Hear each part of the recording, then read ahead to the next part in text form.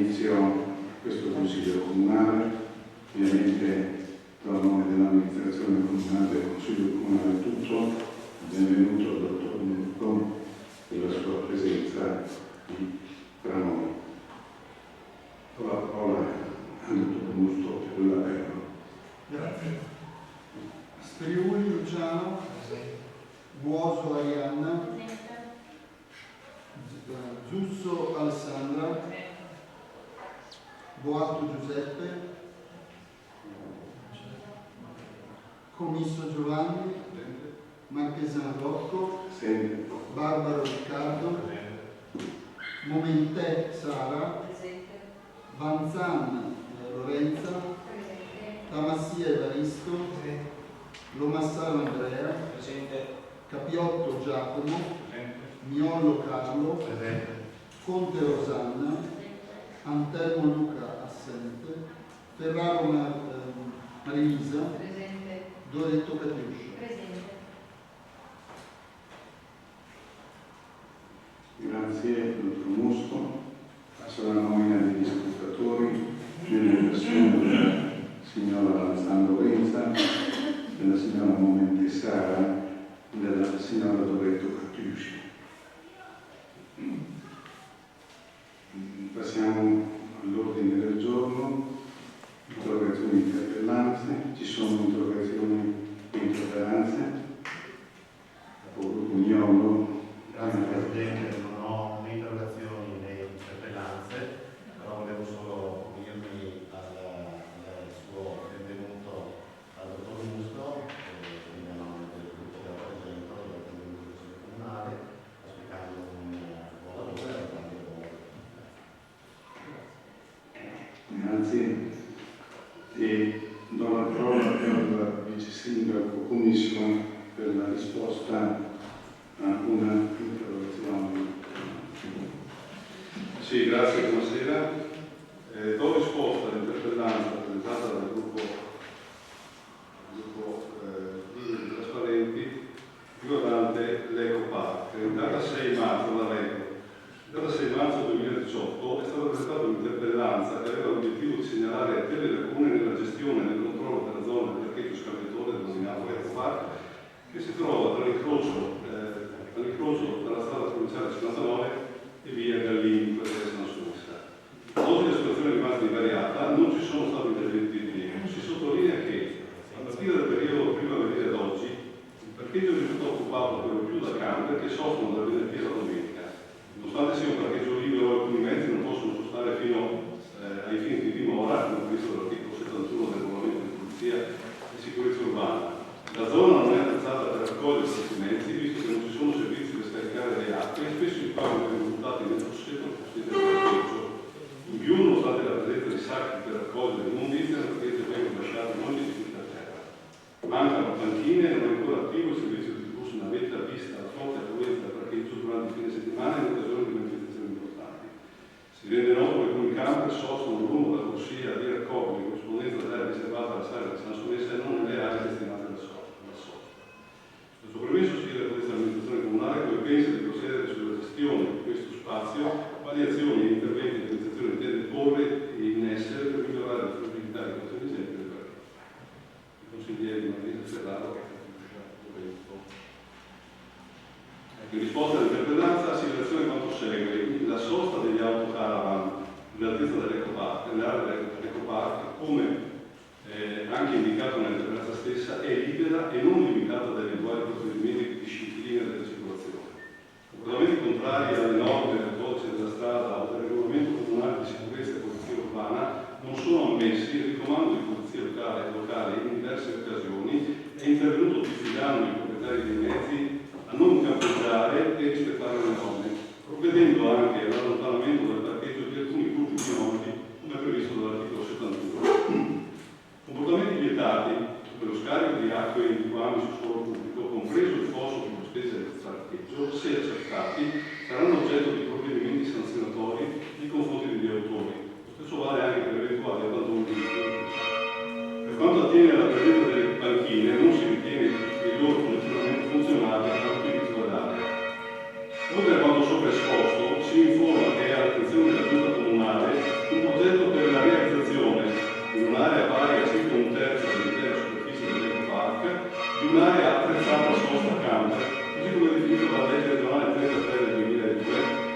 sia con i requisiti minimi previsti, tetto di scarico componente, erogatore acqua potabile, impianto di illuminazione e contenitore per la raccolta differenziata, oltre alla piantumazione perimetrale di essenze arboree in misura non inferiore al 20% della superficie così destinata.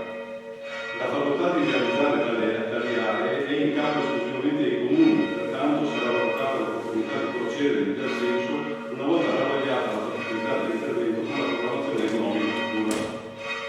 Oltre che di organizzare un servizio di bus-mobilità deve essere rivalutata alla luce dell'effettivo utilizzo dell'area da parte dei campionisti, potentemente dotati di bici, e in ragione della limitata distanza e il gratuito proteggio in piena sicurezza dell'area dal centro storico di Cavo e dalle location abituali delle maggiori manifestazioni. È comunque presente il servizio di trasporto pubblico che interseca 3 linee proprio nell'immediata vicinanza dell'ecopark.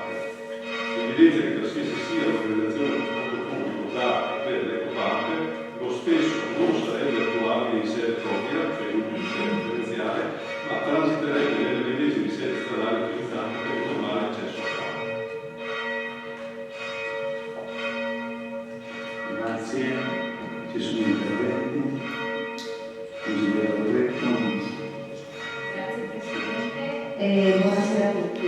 Allora, la ringrazio per tutte le informazioni che ritengo molto utili e adesso osserverò i tempi di attuazione di questa cosa. Vi faccio presente che nel sito dove si pubblicizza l'ecopark c'è scritto che c'è un servizio di bus navetta gratuito. Quindi non ha niente a che fare con il servizio gratuito dove viene richiesto un biglietto a pagamento. Giusto per magari lo togliamo magari da quella pubblicità lì, perché sennò stiamo dando un'informazione che non è corretta. E questa comunque interpellanza è frutto di informazioni raccolte dai residenti proprio in quella zona lì. È stata vista solo una volta una pattuglia dei carabinieri che hanno fatto allontanare i nomadi, ma gli hanno dato 24 ore per allontanarsi e nel tempo loro hanno comunque fatto, cioè sono rimasti lì e sono stati lì. Non ho mai visto, comunque non mi è stato noto, perché sono persone che abitano di fronte all'ecopark, che ci sono stati comunque dei controlli. E vi posso assicurare, perché ho anche delle foto che se vuole le faccio prevenire, che comunque stanno in dimora lì dal venerdì al sabato con annessi tutto quello che necessita per fare il campeggio. Magari se ci può essere un consiglio di supervisionare in maniera diversa, anche adesso, lo fanno anche adesso in questo periodo qua. Tutto qua, perché non è una bella immagine essendo anche in entrata della nostra cittadina. Grazie. Grazie, consigliere Loretto. Capogruppo. Sì, intanto per completare, buonasera a tutti e buonasera dottor Musto e benvenuto nella nostra città. La ringrazio di aver accettato questa sfida. Quello che ha detto la consigliera Loretto è reale, nel senso noi siamo in quel territorio e lo visioniamo continuamente. Io ho fatto delle foto che ho anche allegato all'interpellanza, ho assistito personalmente a situazioni di non decoro che non ripeto qua perché mi vergogno io come cittadina di Causa. Però voglio capire se l'amministrazione ha verificato con le forze di polizia se sono state somministrate delle sanzioni, se ci sono dei controlli in maniera continua, tale da garantire una sicurezza anche ai residenti. Il fatto che continuino a stanziare sulle corsie di raccordo, il parcheggio lei mi dice non viene utilizzato, no? Rispetto alla capacità che potrebbe avere, e continuano a parcheggiare all'ombra sulla via di raccordo che è necessaria magari in caso di presenza di ambulanze piuttosto che vigili del fuoco e quant'altro. Quindi è una situazione che secondo noi non è monitorata, non è supervisionata, anche perché, le ripeto, quest'estate non possiamo fare delle foto sul clima, che poi valuteremo nel proseguo del Consiglio Comunale, ma gli odori, le garantisco che erano nauseabondi. Quindi noi siamo lì per monitorare, oltre che per il decoro della nostra città, anche per la sicurezza e per la salute. Grazie. Grazie, capogruppo.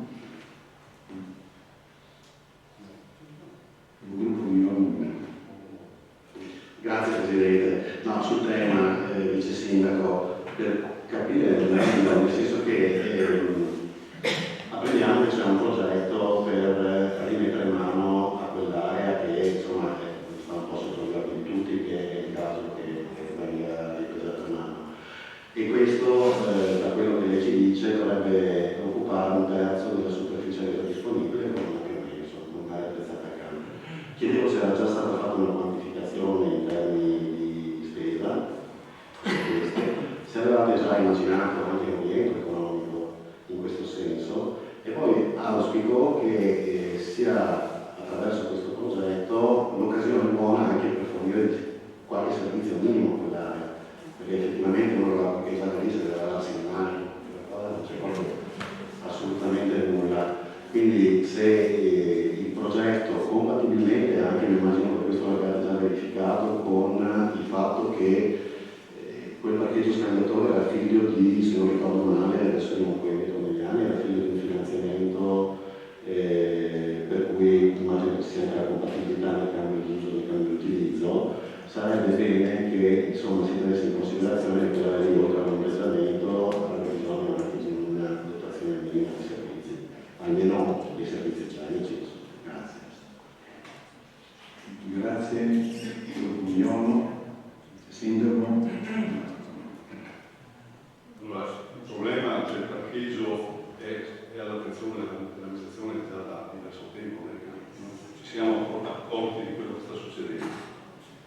L'ipotesi del progetto che stiamo valutando in questi momenti, perché è stata fatta l'interpretanza, lo stiamo studiando perché abbiamo dei piccoli, appunto, quelli che ha ricordato lei adesso, al gruppo Miolo, riguarda il fatto che questo tipo di parcheggi attrezzati li può fare secondo legge solo il comune, ovvero sia quelle 4 caratteristiche minime che deve avere un parcheggio, un'area di sosta camper, sono un pozzetto di scarico autopolente, un erogatore di acqua potabile, un adeguamento del sistema, un adeguato sistema di illuminazione e dei contenitori per la scorta differenziata. Fare più di questo è come fare un'area di campeggio, fare meno è un'area di sosta normale. Il comune si sta impegnando, non abbiamo solo parlato delle bosse, perché poi bisogna mettere delle sbarre, mettiamo le sbarre, poi se deve entrare un furgone, mettere un furgone, cioè tutti particolari, dei quali dobbiamo tenere conto. Al momento c'è un'ipotesi della parte centrale, ma non è definitiva, non abbiamo ancora ragionato nel dettaglio.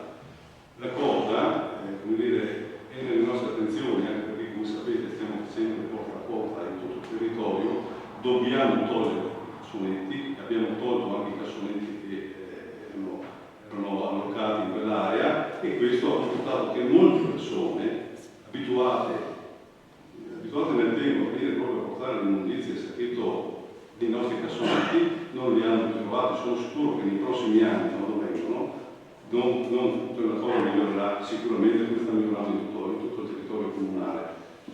Ricordiamoci anche che la sosta di alcune decine di camper, non so quanti, ma anche 70-80 per parte del contato tanti, fa sì che non ci siano altrettanti camper dislocati nel territorio comunale, nelle strade comunali, quindi un piccolo vantaggio c'è.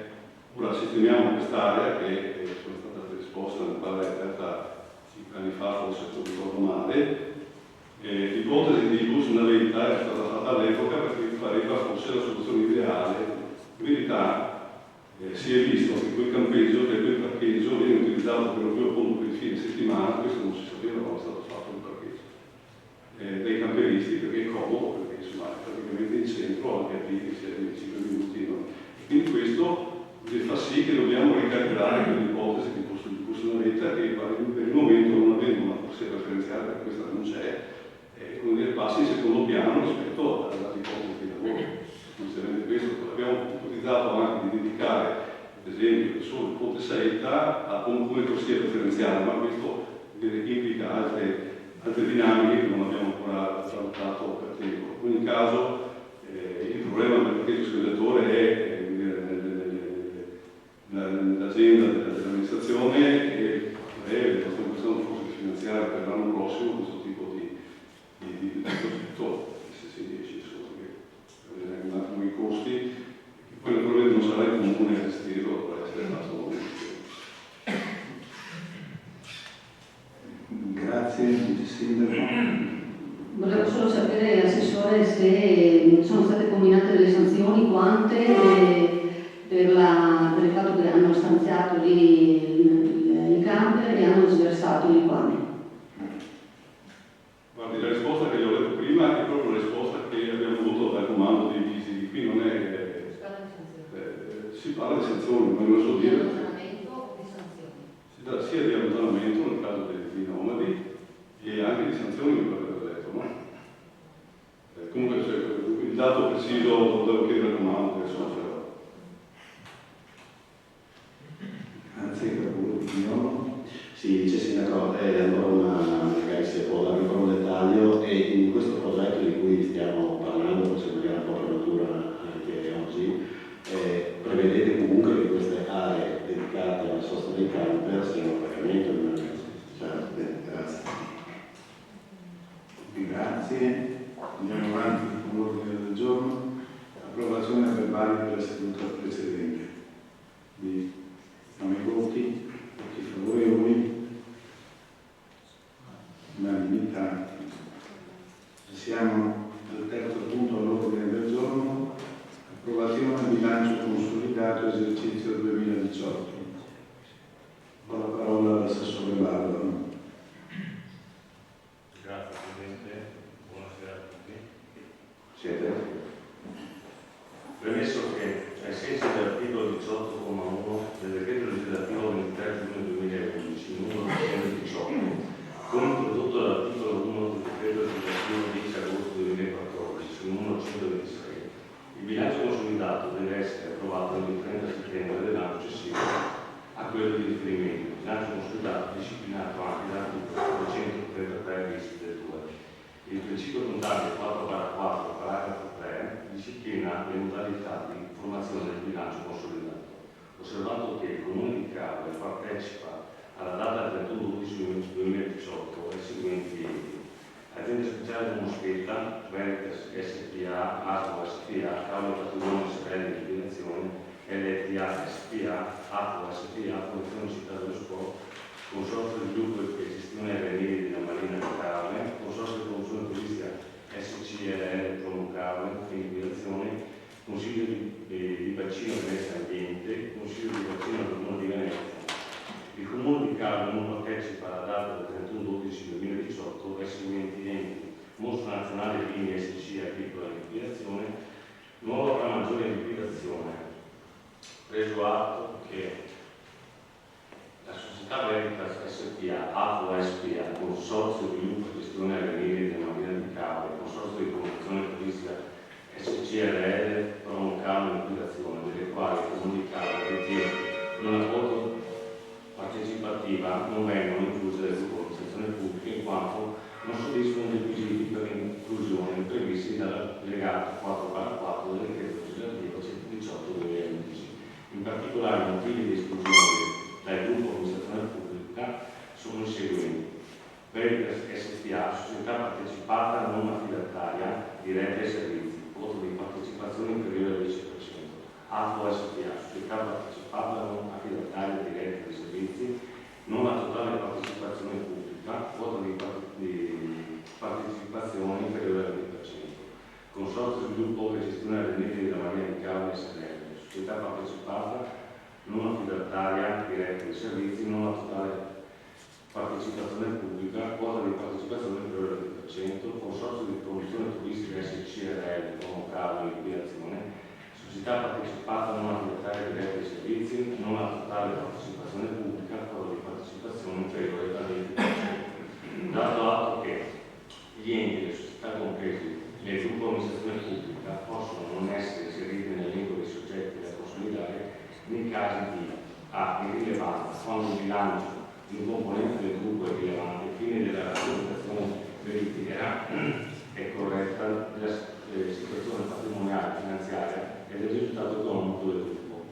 Sono considerati rilevanti bilanci che presentano per ciascuno dei seguenti parametri un'incidenza inferiore al 3% per gli enti locali rispetto alla posizione patrimoniale e economico-finanziaria del capogruppo, totale relativo al patrimonio netto, totale dei ricavi caratteristici. B. Impossibilità di riferire le informazioni necessarie al consolidamento in tempi ragionevoli e senza spese sproporzionate. Per l'ente nessuna controllata, partecipata e inclusa nel gruppo amministrazione pubblica è da considerare irrilevante per parametri economici e patrimoniali.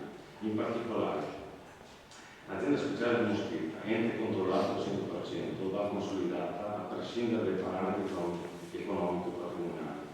Fondazione Cavolo Città dello Sport, ente controllato al 100%, va consolidata a prescindere dai parametri economico-patrimoniali. Consiglio di Bacino Venezia Ambiente, ente partecipato, presenta un patrimonio netto pari a €1.762.761, maggiore rispetto al 3% del patrimonio netto della Cavour. Consiglio di Operazione Laguna di Venezia, ente partecipato, presenta un patrimonio netto pari ad €2.528.004, maggiore rispetto al 3% del patrimonio netto della Cavour. Causa patrimonio Severino, società controllata al 100%, va consolidata a prescindere dai parametri economici e patrimoniali.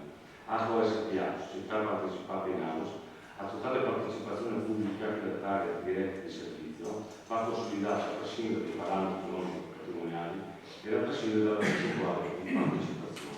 LTA SPA, società partecipata in AUS, a totale partecipazione pubblica e affidataria diretta di servizio, va consolidata a prescindere dai parametri economici e patrimoniali e a prescindere dalla percentuale di partecipazione. Il perimetro di consolidamento giunto passato così costituito: azienda speciale Moschetta 100%, Fondazione Città dello Sport 100%, Consiglio di Bacino Veneto Ambiente 13,48%, Consiglio di Bacino Laguna di Venezia 1,494%, Cavo del Patrimonio Severino 100%, LTA SPA 1,17%, ASO SPA 7,44%.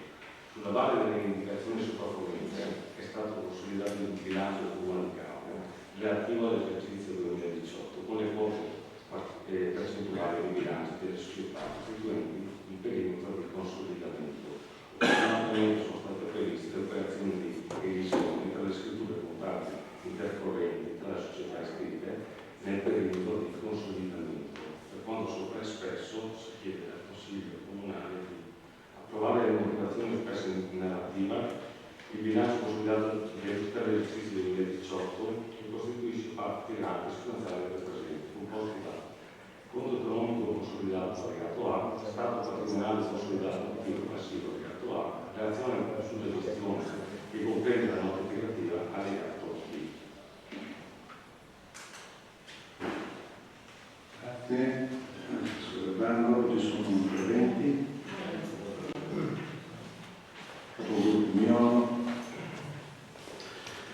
Grazie Presidente, solo per avere magari alcune rassicurazioni, nel senso che leggendo la relazione del revisore sul bilancio consolidato, alla fine nelle conclusioni si segnala da parte del revisore, in particolare segnala la necessità che siano posti in essere tutti gli adempimenti opportuni e previsti dalla legge per il controllo analogo sulla società Cavo del Patrimonio SRL, che seppur in liquidazione ha reso solo all'ultimo i dati provvisori del bilancio d'esercizio 31/12/2018, senza che ci sia stata la possibilità di portare a compimento la verifica di reciprocità debiti e crediti e delle altre partite contabili.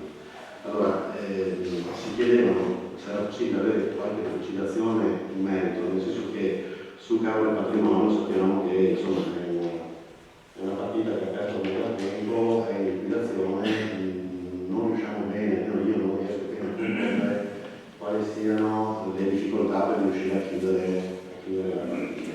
Se fosse possibile spendere qualche parola. La parola al Sindaco per il riscontro al Capo Comunale. Grazie Presidente, buonasera a tutti. Sì, la questione Cavo del Patrimonio è da un po' di tempo che è all'attenzione e con fatica ci stiamo arrivando alla mancata chiusura dell'ultimo bilancio, di cui anche poi paragrafo dimostrato nella relazione del revisore è legato al fatto che comunque si doveva attendere la pubblicazione di una sentenza relativamente a un contenzioso che è un appello tra la Cavo del Patrimonio e l'allora costruttore aggiudicatario del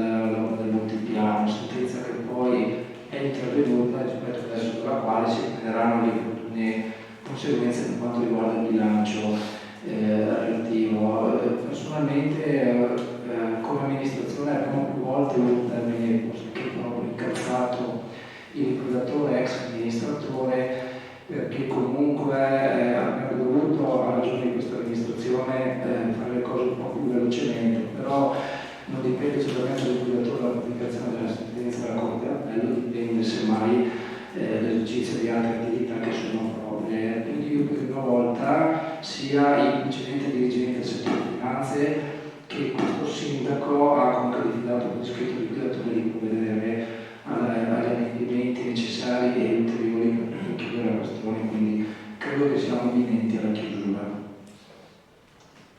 Grazie Sindaco, ci sono altri interventi? Capogruppo Ferraro. Sì, grazie Presidente. Io volevo solo un chiarimento. Volevo capire, per quanto attiene ai proventi straordinari, per quanto riguarda l'anno 2018 sono stati conteggiati in 484.000 euro. Per quanto riguarda il 2017 3.413.000. Volevo solo capire questa differenza così sostanziale. Grazie. Grazie, Capogruppo. Credo che per rispondere a una domanda di questo tipo dovremmo avere chi ha gestito la Camera Patrimonio, non siamo noi in grado di dare una risposta perché noi riceviamo i dati strettamente necessari ai fini del bilancio consolidato, non riusciamo a entrare nel merito, non abbiamo in mano la contabilità della Camera Patrimonio. È una domanda da rivolgere al liquidatore che se del caso porteremo anche in Consiglio Comunale se serve dare una risposta. Grazie, Sindaco, ci sono altri interventi? Nessun altro intervento, passiamo alla votazione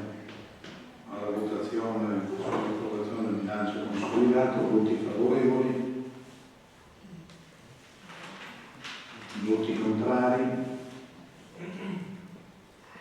si è astenuti nessuno, quindi la delibera viene approvata. Passiamo alla votazione sulla immediata eseguibilità della delibera. Voti favorevoli, voti contrari, quindi nessuno astenuto. Quindi passiamo al quarto punto all'ordine del giorno, approvazione di variazione al bilancio di previsione 2019-2021. Con la parola all'assessore Barbara. Premesso che il comma 3 dell'articolo 175 del decreto legislativo 267/2000 prevede che le variazioni di bilancio possono essere deliberate non oltre il 30 novembre di ciascun anno. L'articolo 175 del decreto legislativo 267/2000, come modificato dall'articolo 44 del decreto legislativo 118/2011, introdotto dal decreto legislativo 126/2014, disciplina le modalità e le competenze delle variazioni di bilancio di previsione. Si rivela che nel corso della prima parte del mese di settembre siano pervenute dall'ufficio finanziario richieste di variazione avanzate dai responsabili di totali servizi che hanno determinato la necessità di disporre la presente variazione di bilancio di previsione finanziaria per gli esercizi 2019-2021, posto che sulla base delle norme introdotte dal decreto legislativo 118/2011 dal decreto legislativo 126/2014, le competenze del Consiglio Comunale a portare relazione al bilancio di previsione degli stanziamenti per le emissioni dei programmi per la parte spesa e tra titoli e tipologie per la parte entrata. Stante le competenze del Consiglio Comunale a deliberare variazioni di bilancio, con la presente variazione sono portate modifiche alla previsione di cassa per il primo esercizio del bilancio, garantendo comunque che il fondo di cassa presunto alla fine dell'esercizio non sia negativo. Ai sensi dell'articolo 193 del decreto legislativo 267/2000, le variazioni rispetto al principio di pareggio finanziario di tutti gli equilibri stabiliti in bilancio, in particolare riferimento all'equilibrio di competenza di cassa, di cui l'articolo 162 del decreto legislativo 267/2000. La variazione è stata oggetto di analisi in sede di commissione consigliare. Specificatamente sono state oggetto di attenzione le variazioni di spesa più significative che si elencano di seguito. L'acquisto materiale per l'organizzazione di manifestazioni erano 15.000, maggiore contribuzione e spese di organizzazione di manifestazioni 28.000, servizi di trasporto pubblico locale 33.000, servizi di riscossione area di una parte 30.000. Le sopra elencate spese correnti sono state finanziate da entrate correnti già accertate e riscosse. Manutenzione straordinaria centro civico a 20.000, acquisto con mezzo di polizia locale 24.600, manutenzione straordinaria dell'OGR 30.000, spese di progettazione nuova di componenti 50.000, rimborso oneri di urbanizzazione 14.000. Le sopraelencate spese in conto capitale sono state finanziate da minori spese finanziate da oneri di urbanizzazione per l'importo di euro 114.000 e da applicazione di avanzo di amministrazione porta libera per euro 24.600. Per quanto sopra si chiede al Consiglio di deliberare che la premessa forma parte integrante e sostanziale del presente atto di diritto operativo, di apportare la variazione di bilancio di previsione finanziaria per l'esercizio 2019-2021 di cui l'allegato 1 e 2 che formano parte integrante e sostanziale della presente deliberazione, dando atto che, stante le competenze del Consiglio Comunale in termini di variazione di bilancio, con la presente variazione sono state apportate modifiche anche alle previsioni di cassa per il primo esercizio del bilancio, garantendo che il fondo di cassa presunto alla fine dell'esercizio non sia negativo. 2. Approvare ai sensi dell'articolo 193 del decreto legislativo 267/2000 e simili il prospetto relativo agli equilibri di bilancio come l'allegato 3 che forma parte integrante e sostanziale del presente provvedimento. Vi dare atto che le variazioni di bilancio di cui la presente deliberazione costituiscono delle variazioni ed aggiornamenti al documento unico di programmazione 2019-2021, nonché degli stanziamenti di cassa ai sensi del decreto legislativo 118/2020 simili, come modificato dal decreto legislativo 126/2014.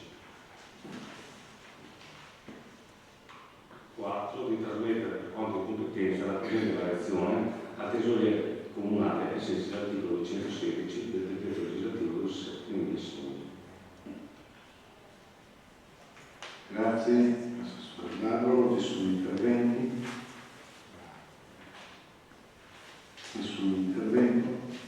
Passiamo quindi alla votazione. Voti favorevoli? Voti contrari?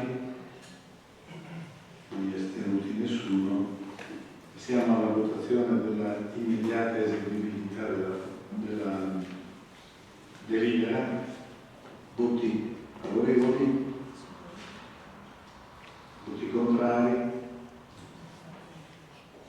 Quindi la delibera viene approvata anche dall'immediata eseguibilità.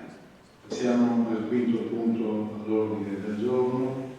Variante numero 1 sul piano degli interventi, riclassificazione urbanistica, attività alberghiera, approvazione e recepimento dell'accordo di pianificazione ai sensi dell'articolo 6 della legge Regione Veneto numero 11 del 2004, proposto dalla ditta Zucchetto Mario e Zucchetto Paolo, ex Alberghi 6.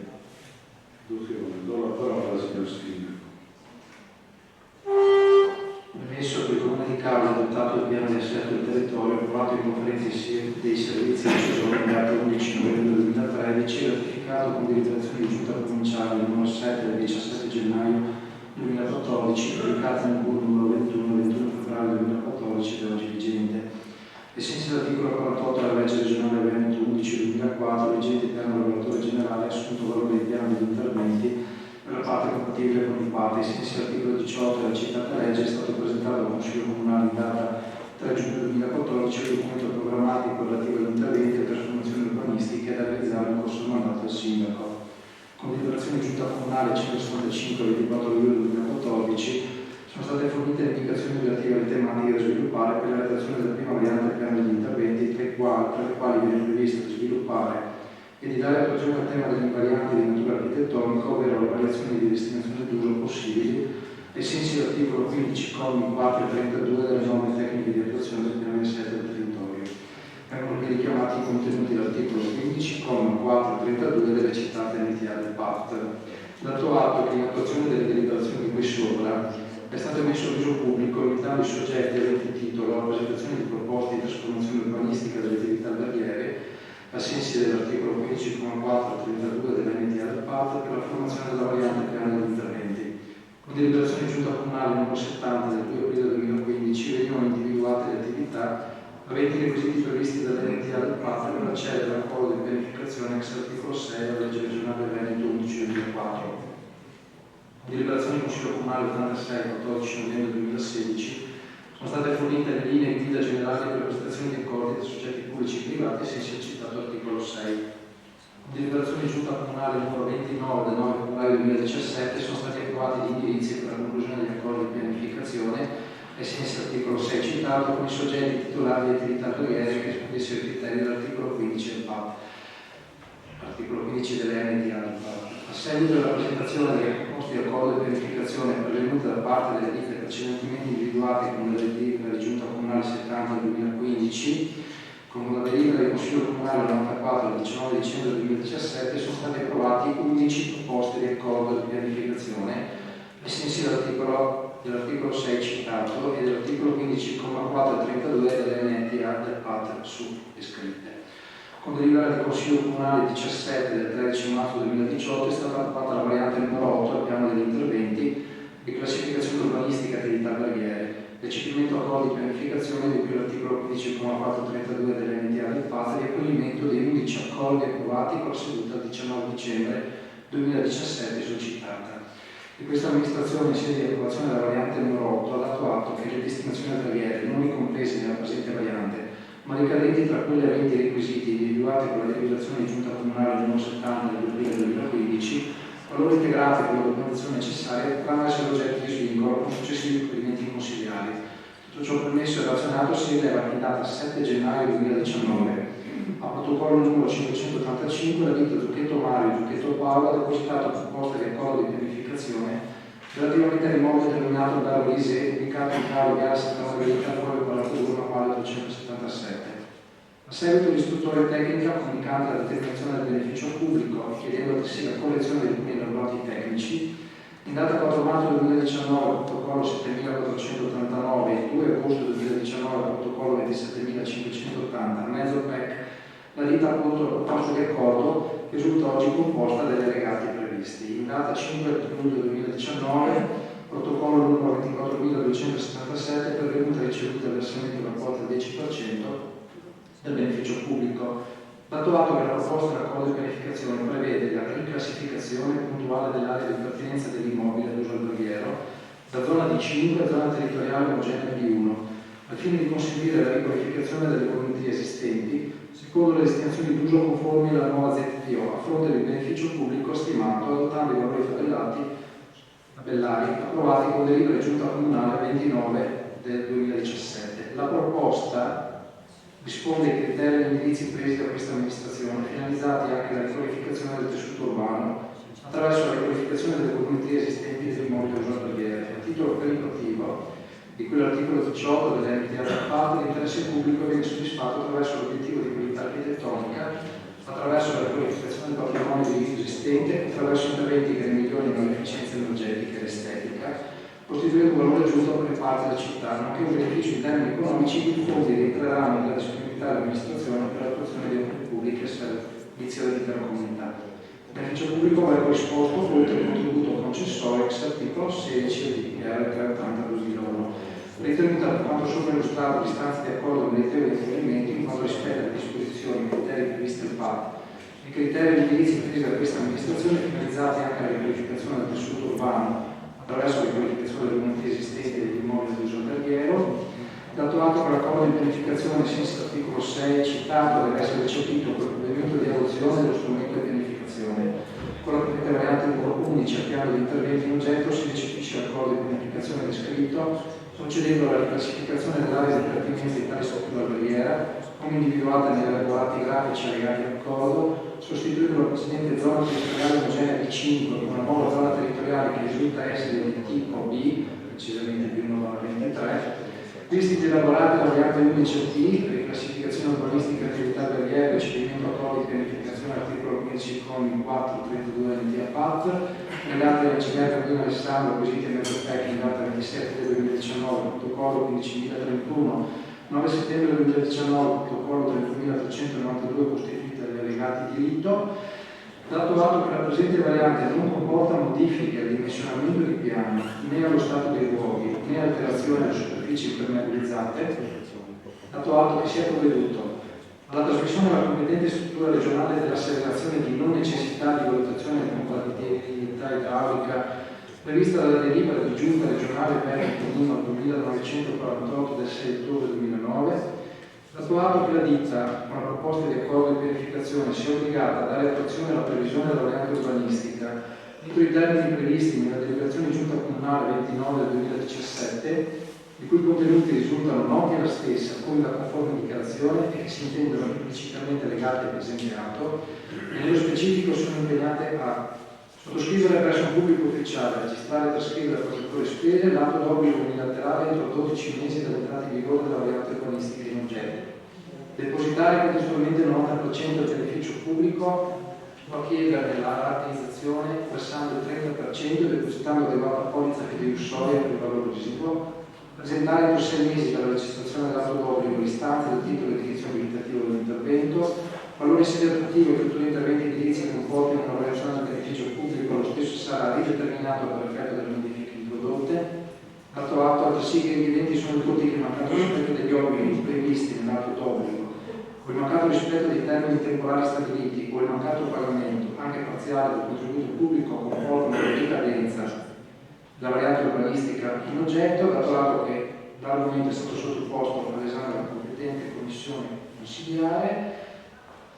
Il Consiglio Comunale delibera di approvare le proposte di accordo di pianificazione ex articolo 6 legge regionale Veneto 15/2004 sulle modifiche e integrazioni presentate dalla ditta Zucchetto Mario e Zucchetto Paolo relativa all'immobile denominato Albergo Eliseo, ubicato in causa di Sant'Anna Giurita 42 normale 377, costituita dagli elaborati depositati il 4 marzo 2019 al protocollo 7489, il 2 agosto 2019 al protocollo 27005 e 88 come richiamati, di adottare ai sensi dell'articolo 18 della legge regionale Veneto 2004 la variante 11 al piano degli interventi e contestualmente l'accordo di pianificazione in esso contenuto come dai lavorati depositati agli atti del settore politiche territoriali, sviluppo economico, ufficio urbanista e allegate alla presente deliberazione.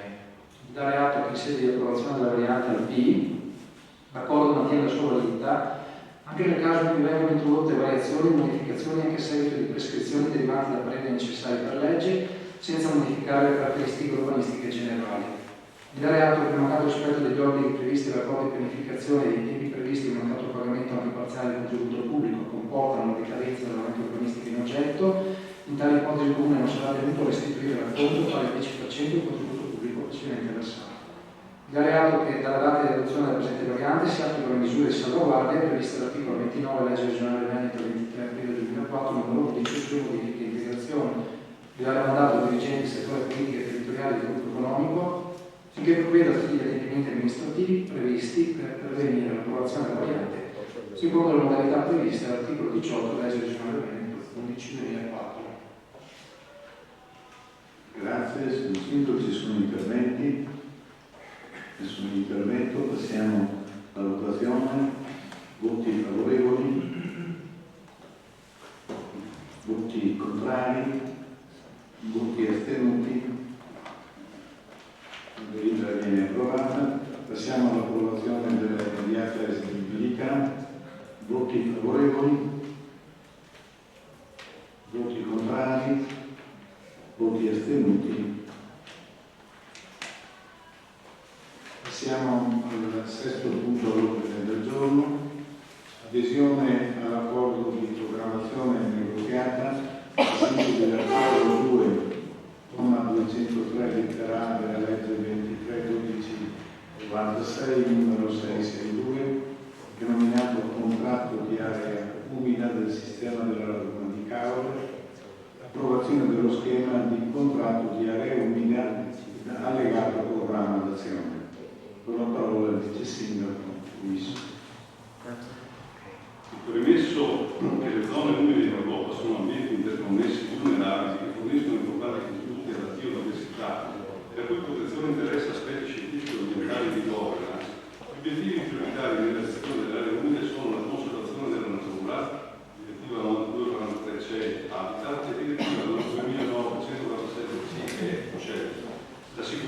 audica, direttiva 2007-60 CE alluvioni, e la qualità delle acque, direttiva 2060 europea, insieme alla qualità dell'ambiente fluviale e lagunare e del territorio del sottobacino, sotto le biodiversità, connessioni ecologiche, servizi di sussistenza, eccetera.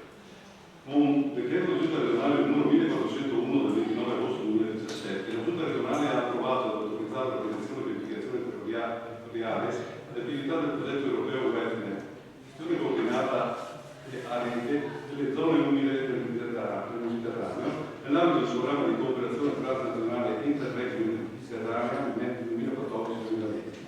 Il progetto, del quale la Regione del Veneto è capofila, il partner, prevede la sperimentazione di uno strumento di governance denominato contratto di area umida, derivato dall'esperienza pluriennale di contratti di fiume. Con la sopracitata deliberazione numero 1401 del 2017 è stato stabilito che la Regione del Veneto, protezione del pianificatore territoriale, in quanto organo tecnico competente in materia di pianificazione territoriale di livello regionale, nell'ambito del progetto coordinerà anche le attività di scala locale necessarie all'implementazione e alla sottoscrizione di un'iniziativa pilota di contratto di area umida, Wetland Contract, attraverso il coinvolgimento degli attori locali, comuni, consorzi di bonifica, associazioni sportive, associazioni ambientaliste, associazioni di categoria, eccetera, e di tutti i soggetti a vario titolo interessati all'ambito individuato dalla Regione Veneto come area target sulla quale sviluppare la suddetta attività. Tale area pilota è stata individuata nell'ambito territoriale del sistema della Regione di Cava. Il sistema della Regione di Cava è stato individuato quale ambito territoriale sul quale sperimentare il contratto in ragione delle valenze ambientali, paesaggistiche, culturali ed economiche del territorio, nonché dell'importanza degli habitat in esso presenti. L'ambito comprende le aree umide ricadenti nei territori dei comuni di Cava, controlli sanitari e salute e preservamento, in buona parte inserite nella rete ecologica europea Natura 2000, nella rete ecologica regionale sottoposte al vincolo ambientale e o assoggettate a specifiche normative di tutela del piano territorio regionale di coordinamento. La Regione del Veneto, la direzione di pianificazione territoriale, si è avvalsa della collaborazione del supporto del Consorzio di bonifica Veneto Orientale a seguito di uno specifico accordo di collaborazione alle attività di progetto sottoscritto in data 14 maggio 2018. La fase di avvio e analisi del contratto di area umida ha portato all'istituzione di un comitato tecnico istituzionale, di un'assemblea e di una segreteria tecnica del contratto. Quest'ultima è composta dalla Regione del Veneto, direzione di pianificazione territoriale, del Consorzio di bonifica Veneto Orientale e da uno staff esterno di assistenza tecnico-scientifica, RSRL, reclutato con i fondi del progetto. A tal proposito si evidenzia che tutte le attività sono state finanziate con il budget del progetto europeo. Attraverso un processo partecipativo che ha coinvolto i principali enti e soggetti promotori di interesse del sistema della Regione di Cava, in data 4 febbraio 2019 è stato sottoscritto dai soggetti promotori un documento di intenti del contratto di area umida con la finalità di attivare strategie e politiche condivise di prevenzione del rischio, protezione del sistema, valorizzazione delle risorse ambientali e sviluppo locale. A seguito dell'adesione al documento degli impegni si sono svolte attività informative e partecipative, incontri, laboratori, tavoli tematici aperti a tutti i soggetti coinvolti ai vari percorsi di interesse, condotte secondo gli indirizzi e metodi suggeriti dal tavolo nazionale del contratto di fiume con il supporto degli uffici di unità operativa bonifica e indicazione delle strutture regionali che hanno presentato la propria collaborazione. Attraverso tale attività sono state individuate e discusse le strategie prioritarie, le azioni più urgenti per la salvaguardia e la valorizzazione del territorio lagunare e sono stati definiti i contenuti del contratto di area umida nella scopo dell'accordo di programmazione negoziata ai sensi dell'articolo 2,3 lettera A della legge 662 del 96 e dell'allegato programma d'azione. Tali documenti sono stati trasmessi in bozza ai soggetti aderenti al documento di intenti e sono stati illustrati, discussi ed approvati nella riunione dell'Assemblea del contratto che si è tenuta il 30 luglio 2019. Sono successivamente pervenuti alcuni apporti collaborativi da parte di Federazione Italiana della Caccia, OSI, la Russia, Belga, l'Agenzia Veneta per l'innovazione del settore primario, Veneto Agricoltura e Sistema Comunitario di Venezia, che sono stati adeguatamente adottati in parte esecutivi senza tuttavia apportare modifiche di sostanza rispetto a quanto già approvato nella riunione dell'Assemblea del 30 luglio 2019. Al fine di garantire le nostre fonti di informazioni sono stati attivati in un sito internet nel quale sono state inserite tutta la presentazione e le informazioni relative alle attività svolte, nonché due documenti di sintesi conoscitiva denominati analisi del contesto, descrizione scientifica e analisi del contesto normativo, a supporto delle decisioni pubblicate sul sito internet. Approfondimento in funzione delle principali questioni emerse nel progresso del processo sono stati oggetti di specifici incontri informativi svolti sul territorio con la partecipazione di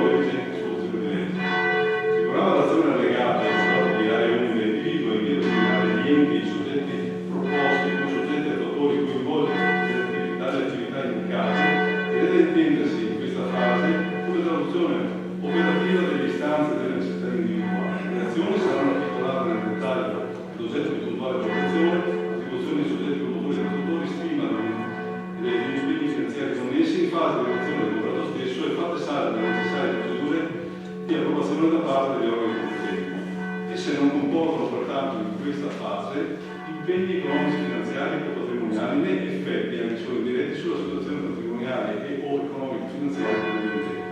L'articolo 6 del contratto prevede che un'assemblea composta da sindaci, presidenti e legali rappresentanti dei soggetti sottoscrittori o loro legati e che alle riunioni della stessa partecipi di diritto il soggetto responsabile per tutto quanto concerne la relazione e il rispetto delle condizioni del contratto stesso di cui all'articolo 7. Il soggetto responsabile designato dall'Assemblea nella propria seduta del 30 luglio 2019 è il consorzio di bonifica Veneto Militare. L'articolo 9 dell'accordo prevede altresì un comitato tecnico che coordini l'attuazione delle azioni, supporti il soggetto responsabile dell'espletamento di tutto quanto sopra esposto si intende di aderire all'accordo di promozione negoziato ai sensi dell'articolo 2,203 lettera A della legge del 23 dicembre 1996 numero 662 denominato contratto di area umida del sistema della laguna di Caore e di autorizzare la sottoscrizione.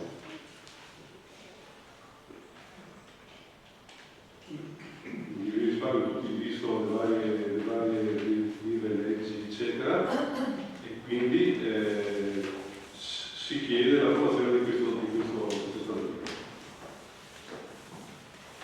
Grazie Vice Sindaco, ci sono interventi?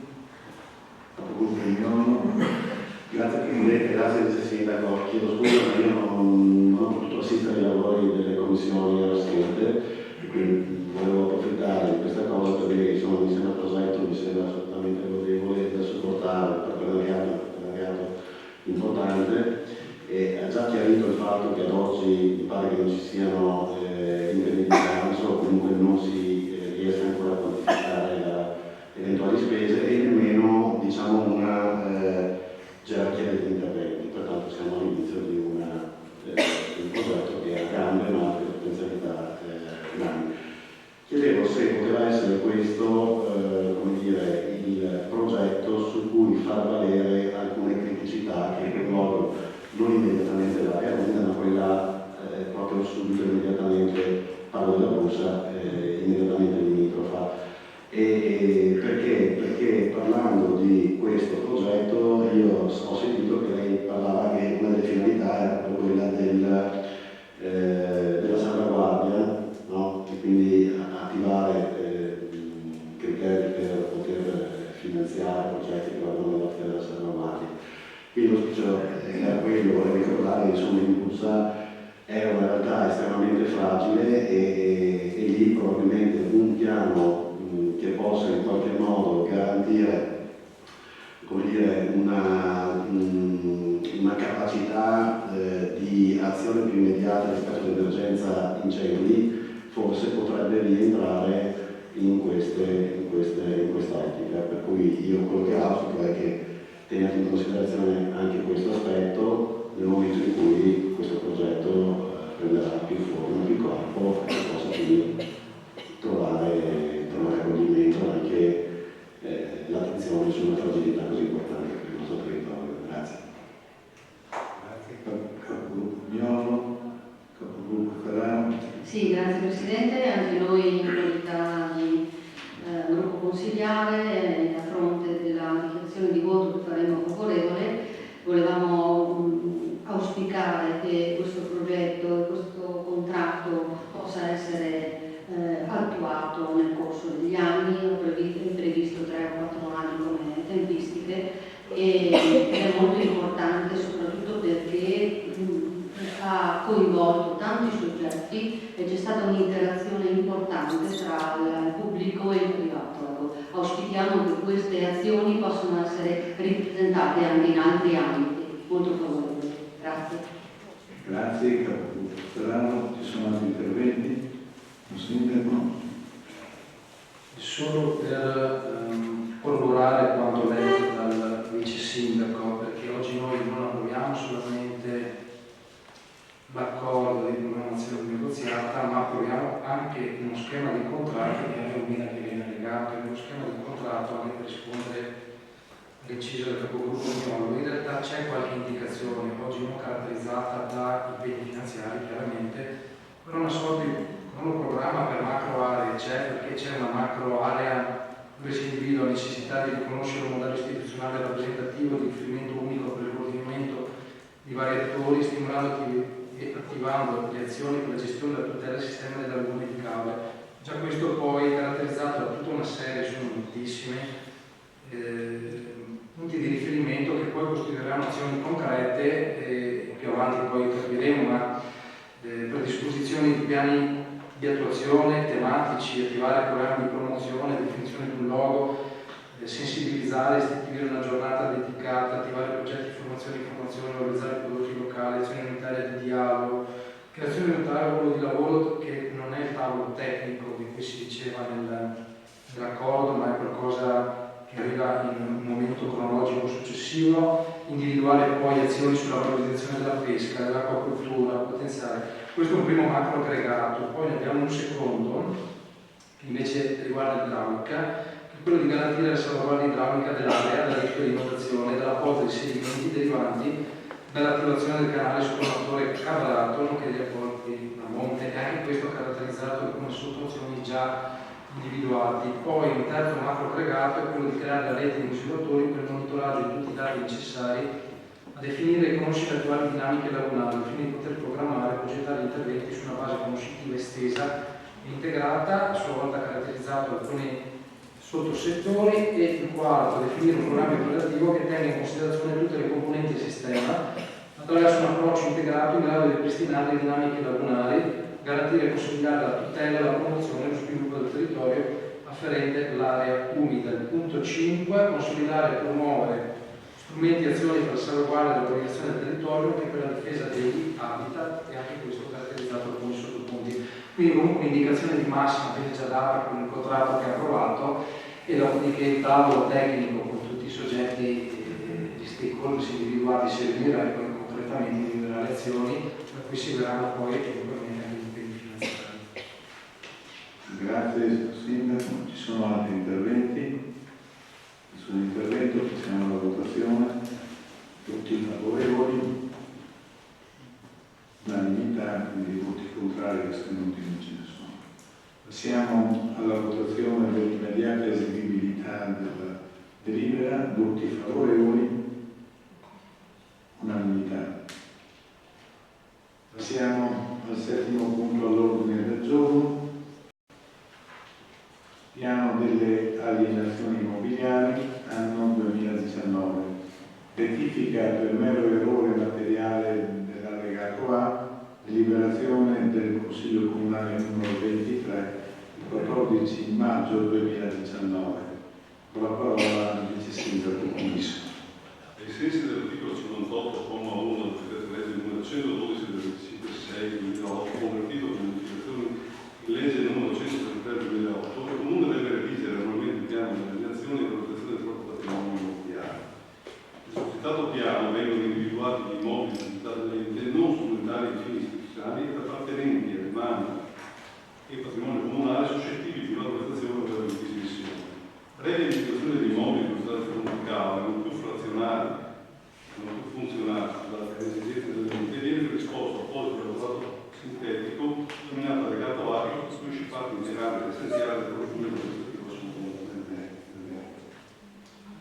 Con deliberazione del Consiglio Comunale numero 7 del 18 marzo 2019, effettivo è stato conseguentemente approvato ai sensi dell'articolo 58,1 del decreto legislativo numero 112/2008 il piano delle alienazioni anno 2019. Con successiva deliberazione del Consiglio Comunale numero 23 del 14 maggio 2019, effettivo ai sensi di legge, è stato altresì approvato ai sensi dell'articolo 58,1 del decreto legislativo 112/2008 il piano delle alienazioni anno 2019, primo aggiornamento a seguito di nuove esigenze e l'emergere di dimostrazioni di interesse verso l'acquisizione di beni calienti, ovviamente non essenziali. Relativamente all'elaborato allegato A, parte del citato provvedimento, alcuni dati catastali riguardanti il solo bene numero 1 dell'elenco terreni oggetto di alienazione sono, per mero errore materiali, inesatti. In dettaglio, il foglio interessato è il numero 41, anziché 43, il mappare prospiciente di terreno è il numero 393 anziché 993, e quindi si tratta di mera puntualizzazione in quanto il terreno in questione è lo stesso. Tutto ciò premesso, elevata la validità dei contenuti della specifica deliberazione del Consiglio Comunale numero 23 del 14 maggio 2019, si propone di verificare il dato indicato in premessa ed approvare la conseguente correzione per un pieno coordinamento, fermo restando che tale azione è conseguenza di semplice errore materiale. chiamati provvedimenti amministrativi in materia già assunti, specie di operazione del Consiglio numero 23 del 14 marzo 2019, nonché le premesse che evidenziano le critiche necessarie all'esame dell'evento contenuto in allegato A per membro materiale, visto lo schema corretto citato allegato A, scopo verificato delle sole parti di interesse, dato atto dell'argomento è stato preventivamente sottoposto dalla Commissione consigliare, visti i pareri favorevoli e acquisiti i pareri, delibera, propone di deliberare di approvare le cose esposte in premesse in conformità sostanziale con la Presidenza di Direzione del Consiglio Comunale del 2019, l'apposto schema allegato A, rettificato e corretto, che costituisce parte integrante ed essenziale del presente provvedimento. Di proporre il presente provvedimento e il comunicato allegato venga pubblicato per un periodo di 30 giorni naturali consecutivi all'albo del foro online. Grazie Vice Sindaco, ci sono interventi. Nessun intervento, siamo alla votazione, tutti favorevoli,